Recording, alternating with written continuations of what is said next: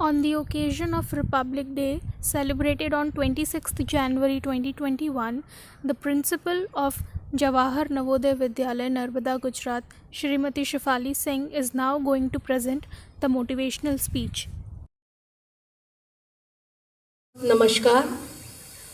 जवाहर नवोदय विद्यालय जिला नर्मदा आज 26 जनवरी 2021 को गणतंत्र दिवस 72वां गणतंत्र दिवस समारोह आयोजित कर रहा है।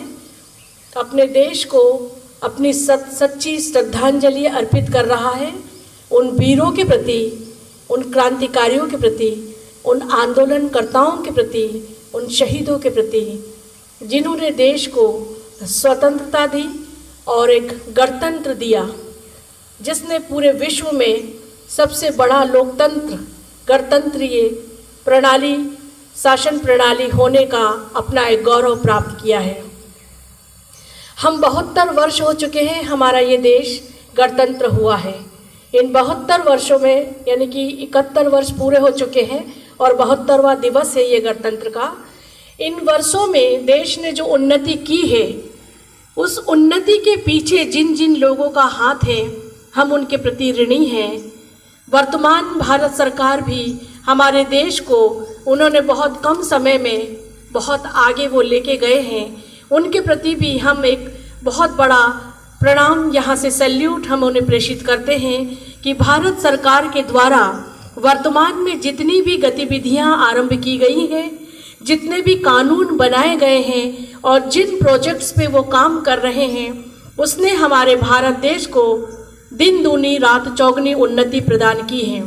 हमें याद रखना चाहिए कि एक भारत श्रेष्ठ भारत ने पूरे विश्व में भारत की गरिमा को बढ़ाया है, क्योंकि ये भारत जो है विविधताओं का देश है और ऐसे विविधता से भरे हुए देश की संस्कृति को और भी महान बनाने के लिए हमने एक भारत श्रेष्ठ भारत का नारा लगाया। एक भारत श्रेष्ठ भारत की भावना से हम सब एक विविध संस्कृति आपस में जुड़ने का प्रयास कर रहे हैं। हमारे देश की इस महानता को जो विविधताओं से भरा हुआ है और ये भारत को श्रेष्ठ बनाता है, आने वाली पीढ़ी ये हमेशा याद रखे, उन सारी बातों को याद रखे जो संस्कृति, जो सभ्यता, बोली, भाषा, खान पान, रहन सहन, पहनावा, हमारी सारी विविधताएं जो हम में पाई जाती हैं, हमारे देश के लोगों में पाई जाती है। विविध समाज ने विविधताओं से भरे हुए कई रंगों को एक सार करते हुए इस देश को एक सूत्र में बांध के रखा हुआ है। हमारी वर्तमान पीढ़ी इन्हीं भावनाओं से आगे बढ़े, इसलिए वर्तमान सरकार ने एक नारा दिया, एक भारत श्रेष्ठ भारत।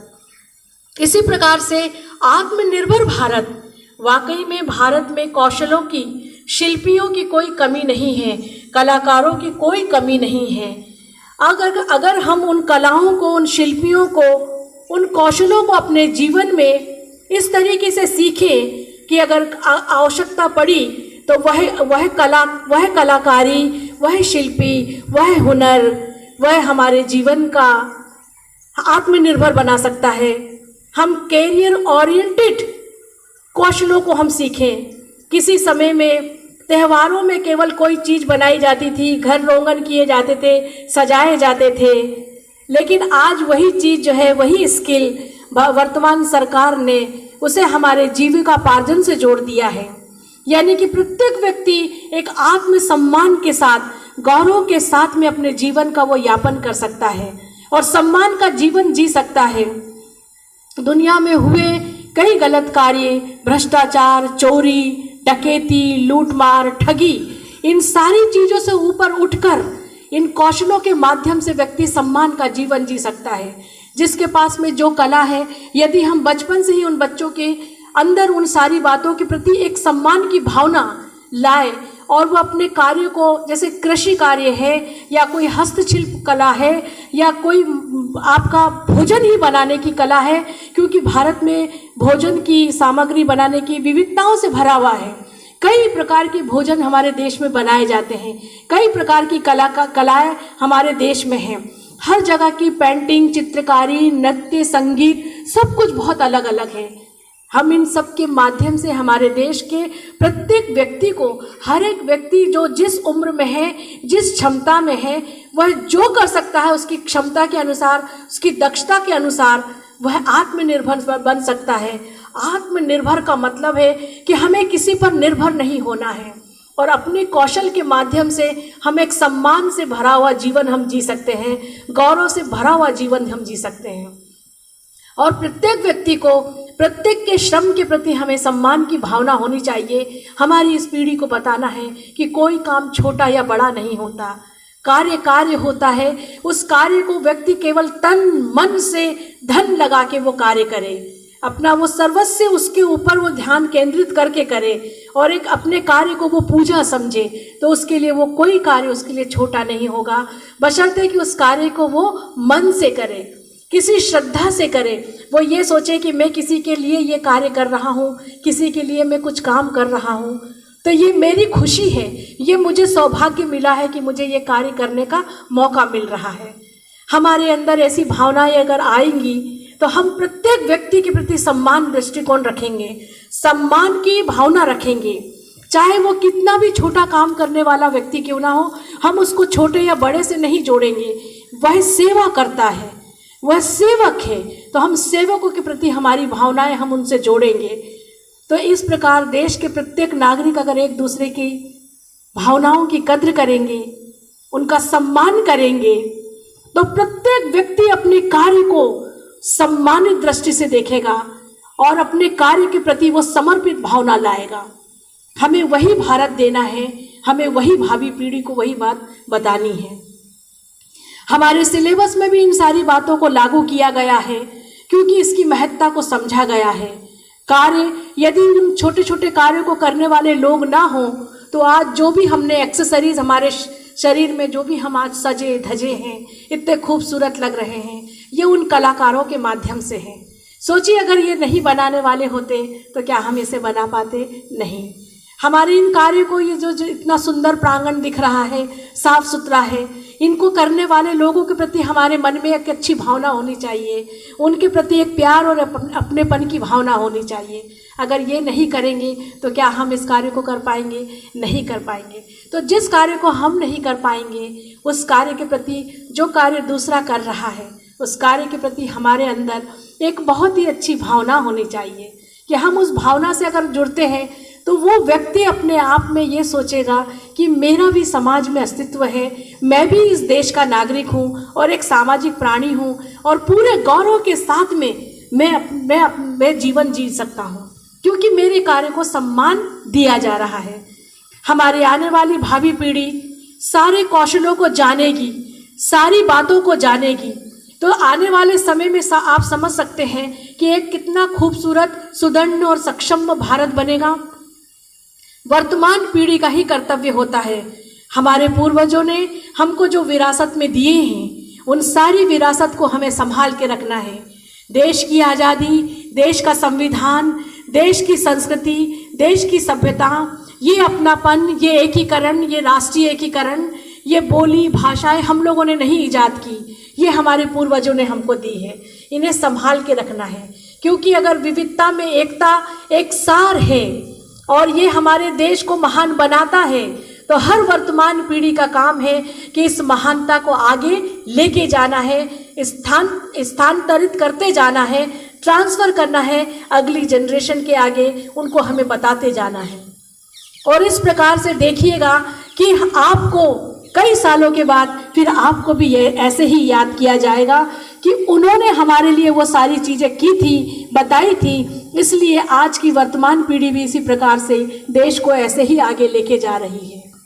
हमारे प्राकृतिक संसाधन जिन पर हमारा संपूर्ण अधिकार है, लेकिन जिसे हम पैदा नहीं कर सकते, बना नहीं सकते, हमारा वर्तमान में ये कर्तव्य है कि उन सारे प्राकृतिक संसाधनों का हम उनका संरक्षण करें, हम उनकी सुरक्षा करें। हमारे अंदर वो भावना होना चाहिए, हमारे अंदर वो ध्यान होना चाहिए कि अगर हम जहाँ खड़े हैं, हमारे आसपास में कोई चीज़ व्यर्थ तो नहीं जा रही है, नष्ट तो नहीं हो रही है।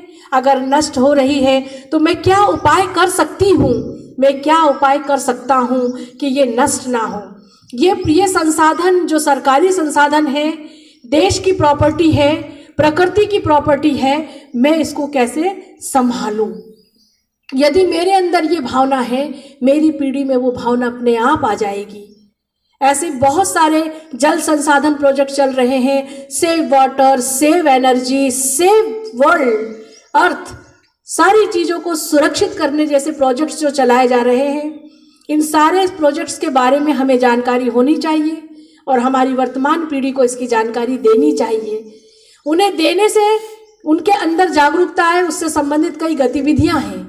उन गतिविधियों के माध्यम से हम उन बच्चों को ये बताएंगे कि स्वच्छता क्या होती है, हाइजीन क्या होती है, सुरक्षा क्या है, राष्ट्रीय आपदा क्या है, उन आपदाओं से हम पहले से कैसे सुरक्षित रह सकते हैं, क्या नहीं करना है, क्या करने से सम्मान मिलता है। और अगर हम एंटी बुलिंग और एंटी रैगिंग जैसे चीज़ों में अगर खुद को लिप्त करते हैं तो उसके एक्ट बने हैं, कानून बने हैं, ऐसे लोगों को माफ़ नहीं किया जा सकता है। बाल संरक्षण सुरक्षा गृह भी बने हुए हैं जहां बच्चों को सुधारा जाता है। यदि बच्चों से गलती होती है तो उन्हें बाल सुधार गृह में रखा जाता है। ऐसे ही पॉस्को जैसे एक्ट, जो अगर मान लीजिए बच्चे के द्वारा अपराध किया जाता है तो उसे फिर बाल संरक्षण गृह में रखा जाएगा, सुरक्षा गृह में रखा जाएगा, सुधार गृह में रखा जाएगा। क्या आपको अपने घर से दूर जाना है, माता पिता से दूर जाना है? यदि बच्चों में इन छोटी छोटी बातों को जानकारी के रूप में दी जाएगी तो ये बच्चे गलती नहीं करेंगे, खुद समझेंगे, जानेंगे और दूसरों की भी रक्षा करने में ये स्वयं सक्षम हो पाएंगे। तो ऐसी बहुत छोटी छोटी बातें हैं जो हम अपने शिक्षण के साथ, अपने सिलेबस के साथ में जोड़कर उन्हें बताते जाएंगे। और जिन्होंने जो कुछ भी इस देश के प्रति समर्पित किया है, यदि हम सच्ची श्रद्धांजलि अर्पित करना चाहते हैं तो शब्द ही नहीं, शब्दों से कभी भी कोई चीज़ आभार प्रकट नहीं होता। वह व्यवहार में होना चाहिए, हमारे अपने अंतर आत्मा में होना चाहिए, हमारे विचारों से प्रकट होना चाहिए, हमारे कार्यों से प्रकट होना चाहिए। आपके प्रत्येक कार्य ये दिखाना चाहिए, दिखना चाहिए कि आपके अंदर एक समर्पित भावना है। हमारा देश प्रेम हमारी संस्था है, क्योंकि इस संस्था ने हमको सब कुछ दिया है। हमारा अस्तित्व है, हमारा यहाँ से नाम है, हम सुरक्षित हैं, समाज में एक सम्मानित नागरिक हैं। तो इस संस्था के प्रति आप अपनी देशभक्ति दिखा सकते हैं। देशभक्ति की जिम्मेदारी किसी एक या दो या केवल देश के सिपाही, एसआरपी या बीएसएफ केवल उन्हीं का नहीं, आर्मी या नेवी केवल उन्हीं का नहीं, एयरफोर्स का ही नहीं, प्रत्येक नागरिक का कर्तव्य है कि वो देश के प्रति सजग रहे, सच्ची भावना रखे, सुरक्षा की भावना रखे, दूसरों के प्रति, अपने प्रति, वर्तमान पीढ़ी को भी संभालें और आने वाले पीढ़ी को जो हम दे एक ऐसा समय, कल का समय सुरक्षित निकले, उसके लिए आज आपको सजग होना है। कल हमारा सुरक्षित रहे, इसलिए आज हमें वो काम करना है जिससे कि कल वो कार्य संपूर्ण नजर आए।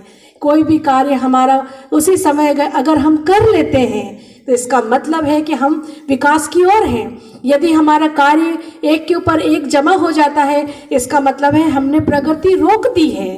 हमारी प्रगति को हमें रोकना नहीं है। हम अपने जिस कार्य से जुड़े हुए हैं, जिस विभाग से हम जुड़े हुए हैं, उस कार्य को ही आप निरंतर करते जाइए। यही आपकी देशभक्ति है। जय हिंद।